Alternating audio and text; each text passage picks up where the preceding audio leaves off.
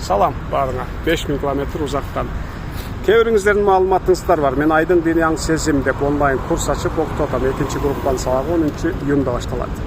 Ушул курсту окутпайлы кой, сен динди бузасың, бизге алымдарыбыз жетишти дегендерге жооп.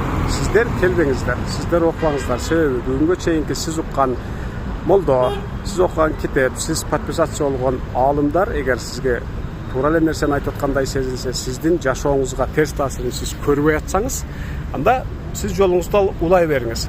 Мен bir misal айтып кетейин. Бул жерде ондогон жылдар мурда, азыр 97ге чыгып калган bir профессор жума намазга имамчылык кылганы барып, ал жерде маселе айтып атып намаздын алдынан. Намаздын сыртында диндарлык, такыбалык издеген бирөө барбы деп сураганмын дейт. Жамаат тола мечиттин ичинен бир киши кол көтөргөн деп айтат. Себеби эмнеге?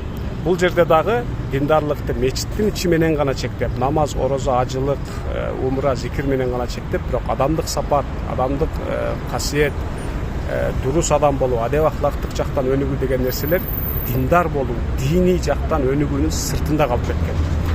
Эми менин кайрылуумдагы символикалуу турдо ошол мечиттин ичиндеги бир кишилерге мен буга макул эмесмин. Улук деген ислам, абсолюттуу мээримдүү, абсолюттуу даанышман деген Кудайдын дини бул болушу мүмкүн эмес беле деп түшүнгүсү келген адамдарга.